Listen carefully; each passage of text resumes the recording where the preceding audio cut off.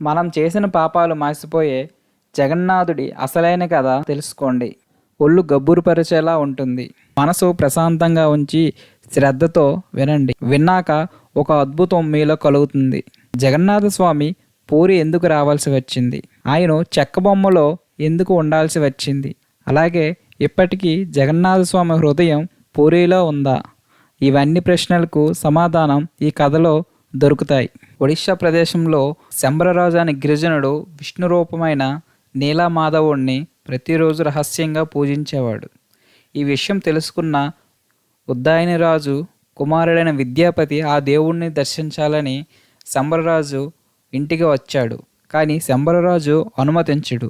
అప్పుడు విద్యాపతి శంబరరాజు కుమార్తె అయిన లలితను పెళ్లి చేసుకొని నీలమాధవుణ్ణి దర్శిస్తాడు. తరువాత వెళ్ళి తన తండ్రి ఉద్దాయనరాజుకి చెప్తాడు. ఆయన వెంటనే దర్శించడానికి బయలుదేరారు. కానీ నీలమాధవుడు అప్పటికి అక్కడి నుంచి వెళ్ళిపోతారు. రాజు ఎంతో విచారంతో నీలమాధవుణ్ణి ప్రార్థిస్తాడు. అప్పుడు ఆకాశవాణి ద్వారా స్వామి ఇలా చెప్తారు. ఓ రాజా, నేను నీ భక్తిని తెలుసుకున్న. భవిష్యత్తులో నీ కోరిక మేరకు మళ్ళీ భూమిపై ప్రత్యక్షమవుతాను. కానీ మానవ రూపం కాదు, నేమి చెట్టులోని బ్రహ్మతత్వంతో వస్తాను అని అంటారు. బ్రహ్మతత్వం అంటే స్వామివారి హృదయం. ఇప్పుడు నేమి చెట్టు ఎలా వచ్చిందో తెలుసుకుందాం. ఒకరోజు శ్రీకృష్ణుడు చెట్టు క్రింద విశ్రాంతి తీసుకున్నప్పుడు జర అనే వేటగాడు జింక అనుకొని బాణం వేస్తాడు. అది నేరుగా శ్రీకృష్ణుడికి తగులుతుంది. అప్పుడు స్వామివారు మరణిస్తారు. స్వామివారిని దహనం చేయగా శరీరం కాలిపోయిన గుండె మాత్రం కాలకుండా ఉంటుంది. దానినే పురాణాల ప్రకారం బ్రహ్మ పదార్థం అంటారు.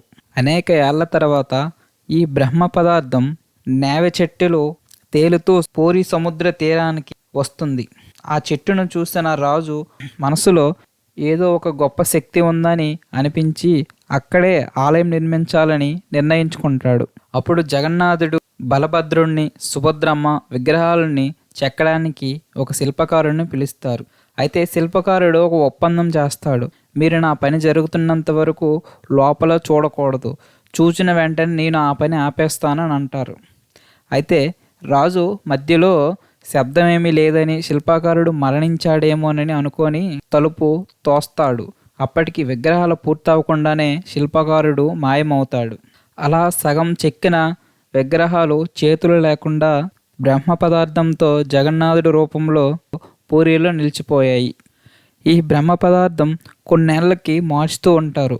దాని గురించి తెలుసుకుందాం. ప్రతి 12 సంవత్సరాలకి జగన్నాథ స్వామి, బలభద్రుడు, సుభద్రమ్మ విగ్రహాలను కొత్తగా తయారు చేస్తారు.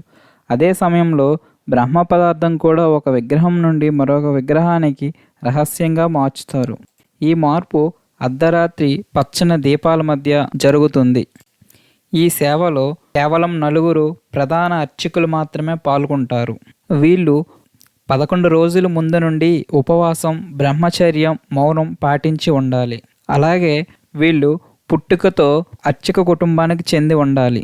వీళ్ళనే రైతపతి మహాపాత్రులు అని పిలుస్తారు. అయితే స్వామివారి బ్రహ్మ పదార్థాన్ని మార్చిన రోజు ఆ ప్రాంతం అంతా చీకటిగా ఉంటుంది. ఆ సమయంలో సేవకులు కళ్ళకి గంతలు కట్టుకొని నిశ్శబ్దంగా ఓం బ్రహ్మతత్వాయ నమః అని జపిస్తూ చేయాలి. ఇది కొన్ని క్షణాల్లో జరిగిపోతుంది. దీన్నే నవకళేబర అంటారు. ఇది చివరగా 2015లో జరిగింది. తర్వాత 2030 లేదా 2034లో జరగవచ్చని అని భావిస్తున్నారు. ఇలాంటి ఇంట్రెస్టింగ్ స్టోరీస్ కావాలంటే మన ఛానల్ని సబ్స్క్రైబ్ చేసుకోండి. మీకు నచ్చినట్లయితే ఒక లైక్ చేయండి. అలాగే రథయాత్ర గురించి ఒక వీడియో చేయాలనుకుంటున్నా. మీ కామెంట్ రూపంలో మీ ఒపీనియన్